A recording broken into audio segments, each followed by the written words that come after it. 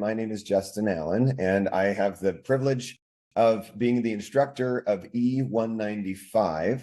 The course is called Sustainability Accelerator, Practicing Community Development and Local Leader Development. So I know that as students, you're often looking for a variety of different courses, what would best fit for you, both for your schedule, but most importantly for your interests and needs, and how can these courses potentially help you get where you would like to go.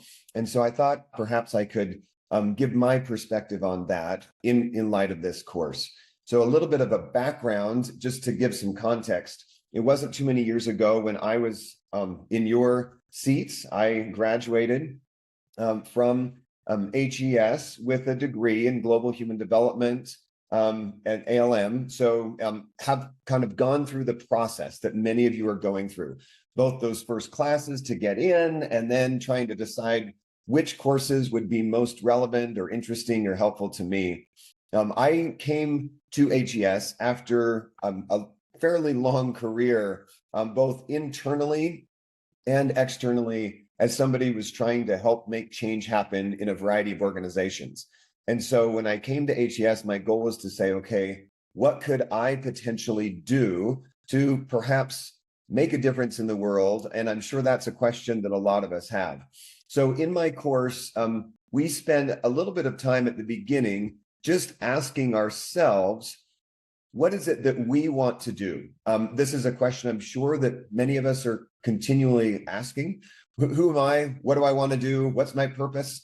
How do I make a difference? And many times we'll get into a situation and we feel like we want to make a difference, but then suddenly we face a lot of these challenges in sustainability and global human development where things are urgent, they're complex. People have good intentions, but often good intentions aren't enough. And so I find that we all need practical skills and some real experience, and then some very specific ways of working with communities rather than trying to simply design solutions for them. So this course is a bit about that, where we can come in and have an opportunity to practice what we've been learning in many of our other courses. We take on the book Pedagogy of the Oppressed as the initial and core theme of the book. And you can see a few of these quotes on the screen, but I love what Paulo Freire has taught us, and this idea that this great human and historic task, not of just anybody, but of the oppressed, is to liberate themselves and their oppressors as well. He calls this the pedagogy of the oppressed, which is forged with, not for the oppressed.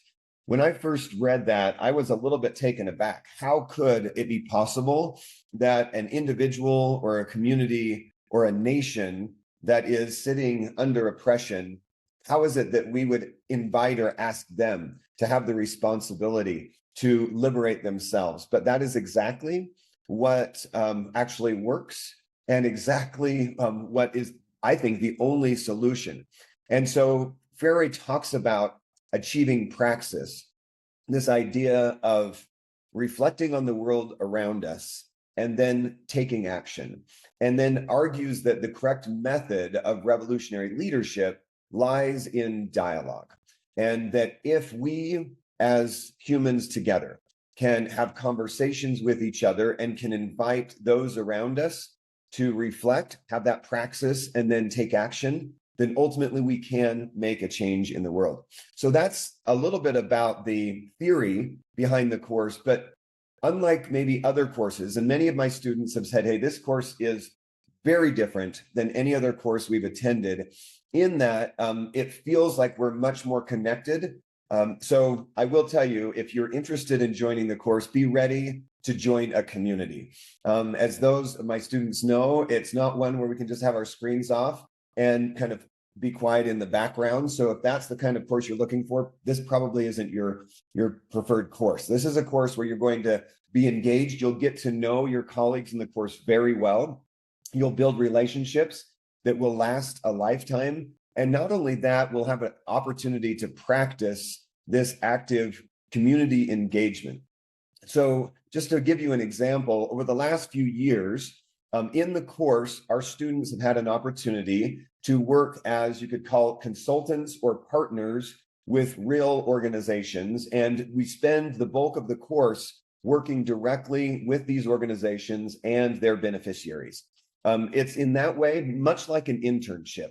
So I have had the opportunity of working with many different organizations around the world, and due to very kind participation by practitioner partners, they all have agreed to join the course with us. And so in many ways, like an internship, you're going to come in, you'll be put on a team, you're given each one of our practitioner partners has a specific challenge that they're looking and facing. And then our opportunity as participants in the course is to actively engage, not just with these organizations, but with their beneficiaries, to try to understand what they're facing, and then think about what we can do to encourage dialogue that will lead to potential solutions. And then with all of that, we go through a very step-by-step process that's tool-oriented so that you have things you can take back with you that will help the organizations then to have ideas about what they can do next.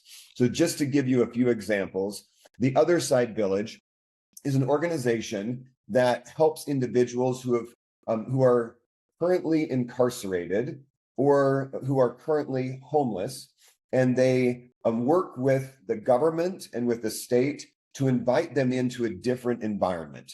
And then they say, let's see if we can help create an opportunity for these individuals to demonstrate accountability, to have opportunities to grow themselves, ultimately by participating and entering society in a way that can really make a difference for them and for the world around them. It's quite an impressive organization. Well, they kindly agreed to be one of our practitioner partners this year.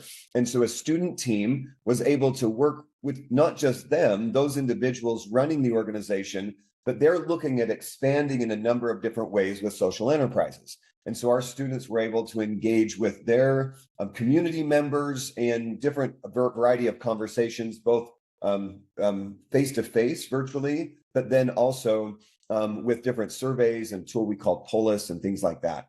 That's just one example. Sustainable Development Solutions Network in Cleveland last year is another fun example. They were looking at individuals in urban environments who have less opportunity than others. And so our students had an opportunity to actually engage directly with those individuals, often in very difficult situations, to say, okay, what are you facing?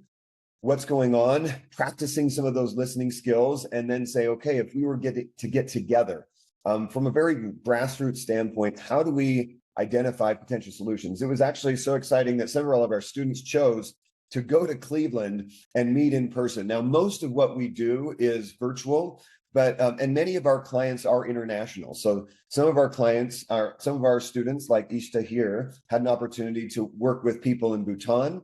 LHL is a group out of Uganda. The Helen Keller International Group had a lot of individuals. They were working in West Africa, but somewhat in Nepal and Malaysia. But then we also have US-based groups as well. Climate Justice Hive was a fun one this year because they are looking at the challenge that many communities face, in which the different parties, the different organizations that care about making a difference in the world, are unwittingly competing against each other for resources as they go after grants, or as they try to get the attention of decision makers and get kind of buy-in and support for their projects. And so Climate Justice Hive out of Colorado is saying, hey, how do we help bring people together and connect in different ways? So those are just some examples, but ultimately the course takes that concept or those ideas from Freire and says, what can we do to make a difference in the way we're working? And so this is kind of the toolkit. We say, let's start with that theory. And then we talk about this personal reflection. Who am I? What do I want to accomplish in my career? And many of our students are kind of getting ready for their capstone or thesis. Many of them are brand new, or like some of them, it's like their first course in this HES experience. And regardless of where you're at, the question is, well, what role do I want to play in the world? And then reflecting on that and thinking about what action we can take we spend some time in community-centered learning as well with our group. And that's why I'm saying students tend to get to know each other quite well. We have a number of different modalities and ways in which students interact, and opportunities for students to get to know each other deeper. One of those is, I find that one of the best tools in my toolkit, in my experience working with communities around the world and governments and organizations, is coaching. And many of you are familiar with different types of coaching, whether it's executive coaching or life coaching, but we use a very simple approach called TOP. And TOP coaching provides 4 simple steps to engage in dialogical practices or engage in question asking rather than advice giving. And we talk about the concern of letting our advice monster out, where all of us are tempted to say, ooh, this is what you should do, instead of stepping back and saying, okay, what have you done? What has worked? What do you think you could do going forward? So our students are actually paired up, and you have an opportunity to coach and be coached in a one-on-one setting. And that goes throughout the course. You build those coaching skills that are important for a lifetime of practice, but also you have an opportunity to kind of reflect on where you're at in your career and your life with that coaching. We spend, as I said, time on community engagement. All of our students are invited to and expected to connect with at least 10 different beneficiaries from the practitioner partners that they are working with in one-on-one dialogical practice. And then it's also an interesting challenge because our students are working directly with these partners. And just like anything, whether it's kind of internal work where we are embedded in an organization and working with the various stakeholders, or external work as consultants, where we are actively trying to manage a relationship, manage some of those expectations, we have to practice this team and client management. We never quite know coming into each semester what each practitioner partner's interest is completely going to be. I do go through a vetting process, and when we invite practitioner partners in, and so there are a clear set of expectations for them, but life happens, change happens, and suddenly our students are being asked like, oh, what about this? Or how do we do this? Or we're talking to beneficiaries and they say, well, really, this is the direction we think you should go. And so it's a very real life opportunity to be a consultant, be an advisor, be a partner with real organizations, and something you can put on your CV, on your resume, you can talk about when you're looking for those jobs. Or even many of our students have built strong relationships with their organizations and decided to go on and continue to work with them, often in a capstone project or as they gather data for their thesis. So we really focus on that client and team management. And then, as I said, in that engagement around reflective coaching. The final output of the course is something we call an initiative charter. So while there is a lot of involvement working with team members and external partners in this course, there are no exams in the traditional sense. I'm not going to have you fill out bubble sheets. I've spent over 20 years in the workforce, and in my preference, it's like as a student, I didn't want to take a test, and I didn't want my students to have to take a test either.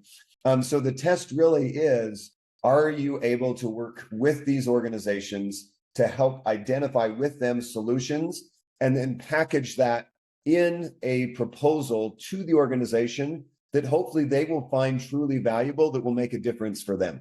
So that's really what the course is about. Students at the end of the course, just here recently, our students all presented to their practitioner partners. Part of the grade is based on how that presentation goes and what works or doesn't work from the practitioner partner standpoint, how well we work with our teammates, but most of all, to what extent are we individually participating in this process of reflection and action to try to understand who we are and what difference we want to make and where we want to go in the world. So that's a little bit about me. I loved my HES experience and was so thrilled when I was invited back to participate as an instructor in the course. And as a bit of a background on me, I've played multiple roles in different places and spaces around the world. I've been lucky to work, for example, with the King of Bhutan and the wonderful leaders in government and business in Bhutan, as well as Singapore and Mauritius and many other countries around the world, as well as with some large organizations. In my work, I've worked with big corporations like Microsoft and Disney and Procter and Gamble, IKEA, and Lego. And it's funny, like certainly there are, in my opinion, dark sides to every situation and organization, but it's also cool to see the opportunities that exist and the people that really want to make a difference in the world. So I'll just kind of close my little spiel here with a quote from one of our students. She said, I'm finishing up my program, and I have to say this course is one of the most, if probably the most interactive course I've taken. Community engagement is the main thing I've taken from the course. How to listen, how to conduct community engagement. You're really taking the time to create a space where people can have their voices heard. And I was just so happy that that was her takeaway. I think each one of our students kind of get a little bit different out of this course. One individual who's actually a vice president in the organization that he's working in felt like the coaching piece was the strongest. Another student who is very keen to work in food systems, she felt like the opportunity to engage with some other class members, but then to directly work with one of the partners gave her the experience that she wanted to continue to accelerate in her career. But whatever it is, I find that whatever the goal is for each one of our students, my hope, and I think what we've realized and seen over the last few years with this course, is that students are able to pick a partner that they like to work with them, and work with themselves to say, who do I want to be and where do I want to go? So that's a little bit of the spiel. And then I guess I'll open it up to you all if you have any questions or comments or thoughts about the course or about any of the work that I've done. Thank you, Professor. This sounds like such a fantastic and interesting class. This is why I wish I wasn't graduating. Like this is like an exact class that I would have been perfect for. So maybe I'll have to throw one on later after the fact. Love to have you. I think it's incredible to have that hands-on approach. I think a lot of times students don't get that. Like you graduate, I had my first degree and I was like, okay, now what do I do? So I think building those relationships both interpersonally between your teammates and then these different programs, I think that's so powerful and incredible for any student that's interested in consulting, anyone who's just interested in getting something on their CV while they are going through the school process. All right. Does anyone have any other questions? I know it's always hard to ask questions on the spot. No worries if you don't. I would just say you can always reach out to me. What was the most impact you created where you feel like it's, for yourself, like the most important effect you created? It's a great question, Tim. Just when in any of my work or with the course in particular? In any of your work, like, where you went. I don't know that I could say that I personally have created any impact alone. I certainly haven't. But in my work, so what I do is I actually engage with organizations just like we do in the course. And my approach is to sit down with those organizations collectively and help create spaces for dialogue where parties who often don't talk to each other have opportunities to connect and then engage in discussion on how they can make a difference for themselves. And so it's hard to answer your question, but I would say I was very fortunate, as I mentioned, to work with the government of Mauritius. Mauritius is a small island east of Madagascar in the Indian Ocean. And there they were trying to say, what can we do to create a national brand for ourselves globally to invite development into Mauritius? And they began just with government and business. And in the process, fortunately, I got lucky to be participant and facilitate the process.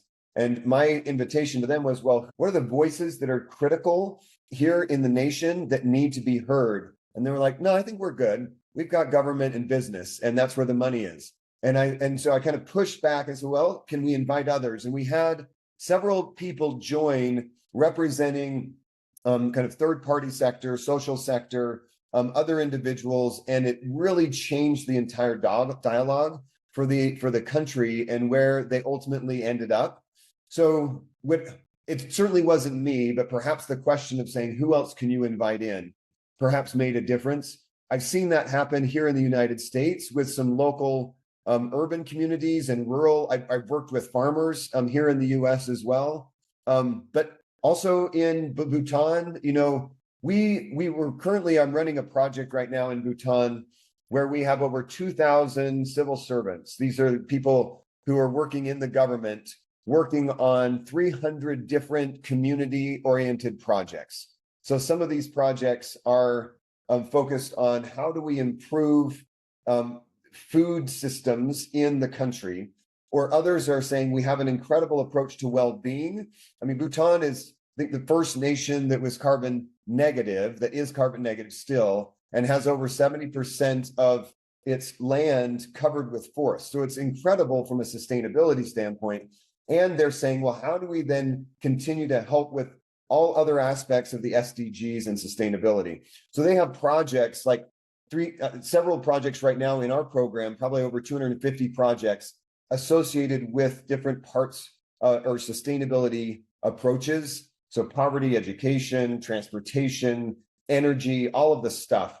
And so I don't do any of that. They're doing all the work. It's not my impact, but I am so lucky that I get to be involved and ask questions, make suggestions, and say, hey, is there something we could do to involve local stakeholders, or here is a potential approach you could consider. If you consider that approach, what do you think you could learn? And that's where I think the difference comes. So thanks for asking, Tim. I don't know if that directly answered it, because I'm kind of like, I don't know if I do anything, but I do ask the questions, which is fun. And that's what I try to teach our students, is how do we ask the questions? Yeah, sometimes it's just to ask the right questions to get an impact. And I think I understood. It's like being a connector, connecting with the right people, and making a bigger community to create bigger impact. So that's my take from it. No, you're absolutely right. That's so cool. And it is important to ask those extra questions of like, who else can we bring in? Because I think a lot of times, especially when it comes to big projects, you're like, okay, we need less voices in the room, but we also need the right voices in the room. And I think that's a key differentiator between those two things, right? Like, you don't want to have too many cooks in the kitchen, but you do want to have the right cooks. Yeah. Well, and this is where one of the things we teach in the class, and we talk about a tool called Polis. It's just one of many, but it's pol.is is the URL. If anybody wants to look it up and not have to worry about joining the class, though, come on into the class. I'd love to have you.